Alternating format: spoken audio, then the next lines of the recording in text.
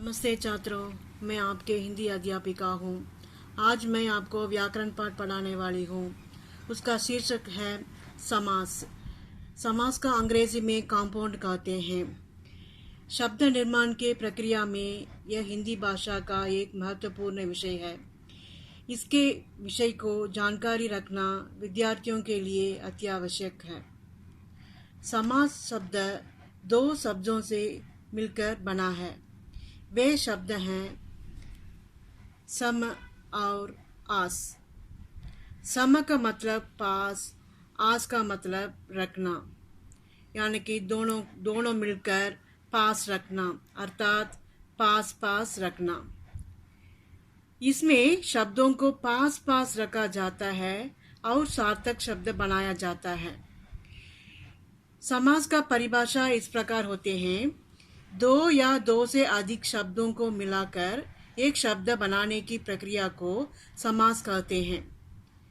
फिर से मैं कहती हूँ, समास की परिभाषा: दो या दो से अधिक शब्दों को मिलाकर एक शब्द बनाने की प्रक्रिया को समास कहते हैं।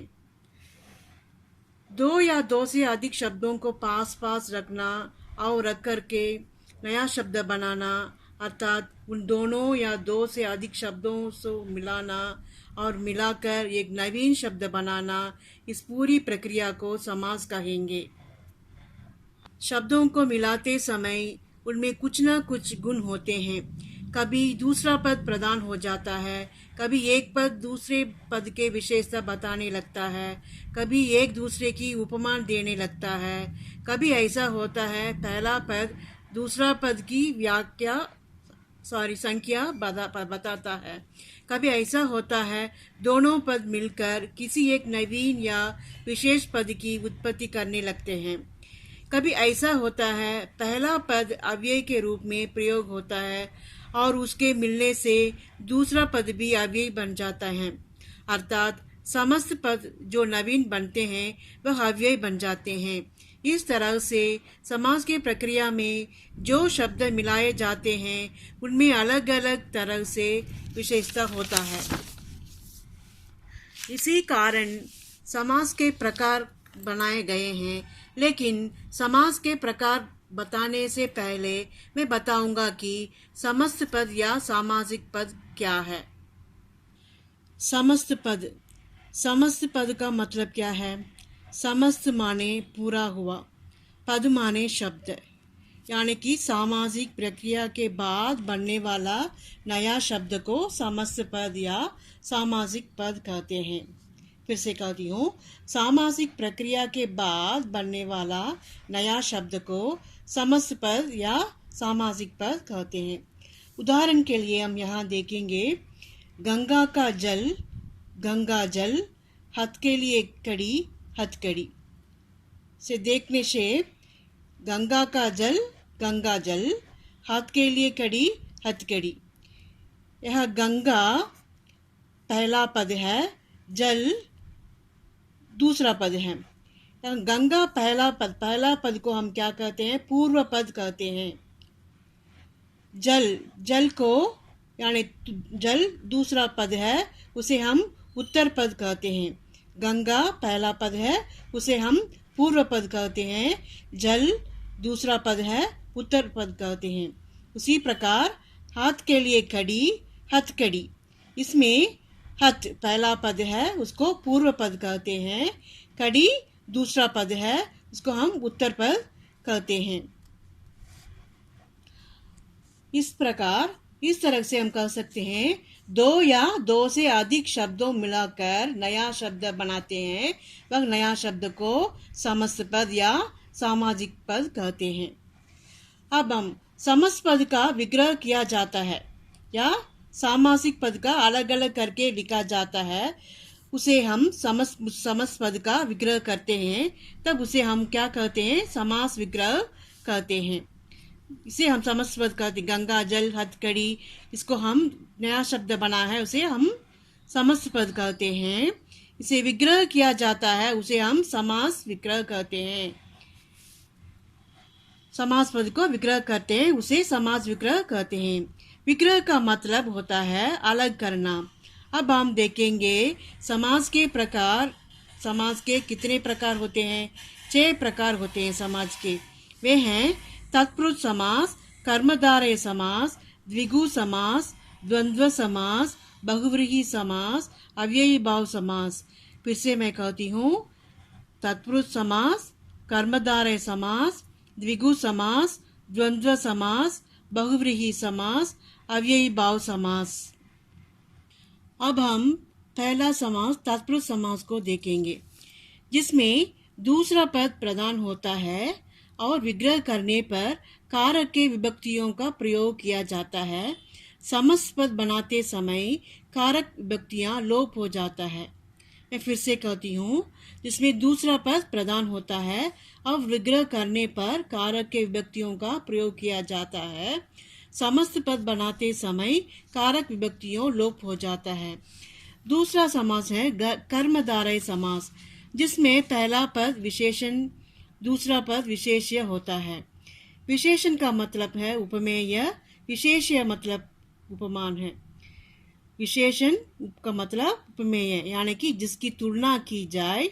विशेष्य का मतलब उपमान यानी कि जिस चीज से तुलना की जाए। फिर से मैं कहती हूँ, कर्मधारय समास का मतलब जिसमें पहला पद विशेषण, दूसरा विशेष्य। विशेषण का मतलब उपमेय यानी कि जिसकी तुलना की जाती है। विशेष्य का मतलब उपमान है यानी कि जिस चीज से तुलना की जाए। अब हम तीसरा समास को देखेंगे, द्विगु समास। समस्त पद में आए हुए पदों में पूर्व पद संख्यावाची होता है। पहला पद किसी न किसी संख्या को बताता है, जैसे चारपाई, नवरात्रि, नवरत्न, त्रिशूल इत्यादि। चारपाई से संख्या, चार संख्या को बताती है, नव संख्या को बताती है, नव संख्या को बताती है, त्रि संख्या को बताती है।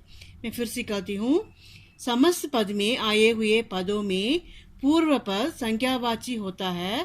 पहला पद किसी न किसी संख्या को बताता है, जैसे चारपाई, नवरात्रि, नवरत्न इत्यादि।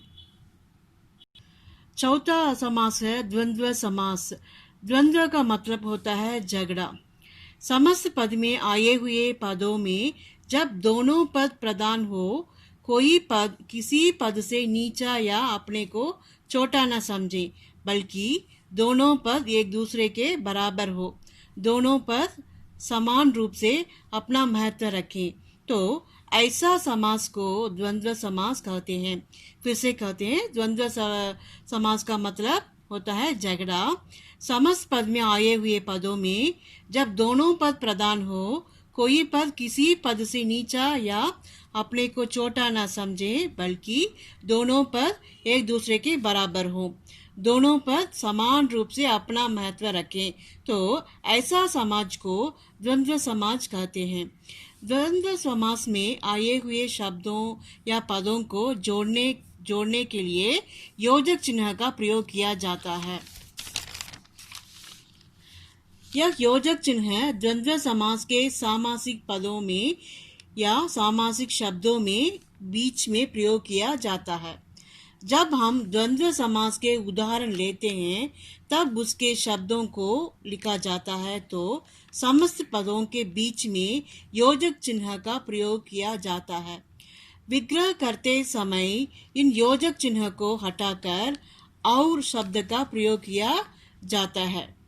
फिर से कहती हूँ, यह योजक चिन्ह द्वंद्व समास के सामासिक पदों में या सामासिक शब्दों में बीच में प्रयोग किया जाता है। जब हम द्वंद्व समास के उदाहरण लेते हैं, तब उसके शब्दों को लिखा जाता है, तो समस्त पदों के बीच में योजक चिन्ह को प्रयोग किया जाता है। विग्रह करते समय इन योजक चिन्ह को हटाकर और शब्दों का प्रयोग किया जाता है। इसका उदाहरण है माता, पिता, लाभ, हानि, लंबा, चौड़ा। इसमें और लगाकर कैसे कहते हैं? माता और पिता, लाभ हानि, लाभ और हानि, लंबा चौड़ा, लंबा और चौड़ा। अब हम पांचवा समास को देखेंगे। पांचवा समास बहुव्रीहि समास।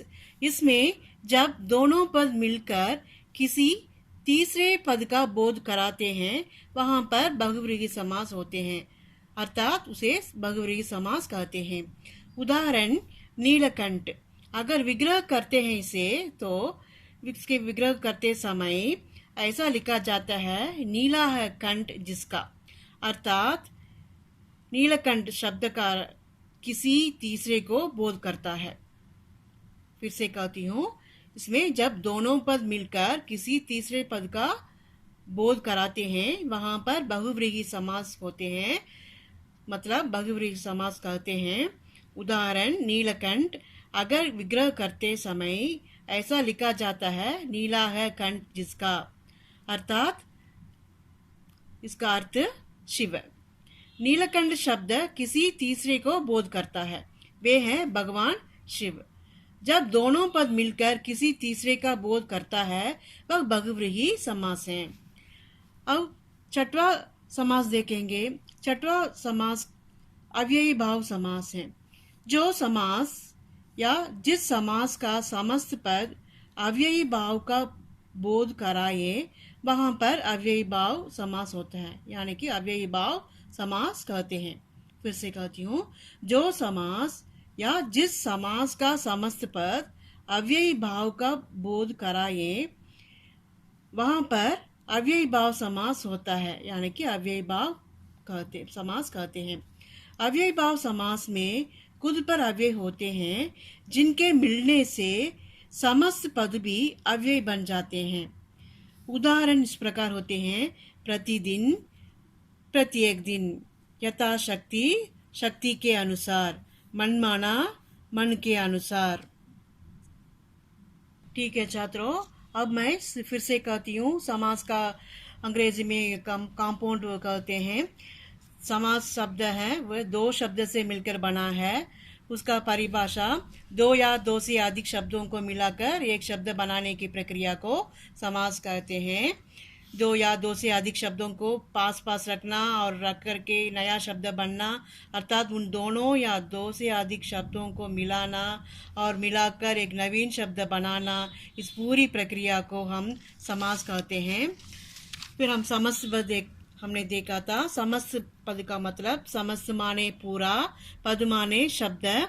उसका मतलब सामाजिक प्रक्रिया के बाद बनने वाला नया शब्द को समस्त पद या सामासिक पद कहते हैं।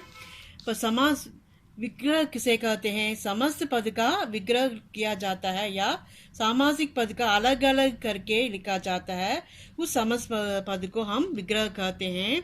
विग्रह का मतलब होता है अलग करना। अब हम देखें उनके प्रकार के ओर देखेंगे। समास के प्रकार 6 प्रकार होते हैं। वे हैं तत्पुरुष समास, कर्मधारय समास, द्विगु समास, द्वंद्व समास, बहुव्रीहि समास, अव्ययी भाव समास। ठीक है छात्रों, हम अगले कक्षा में देखेंगे।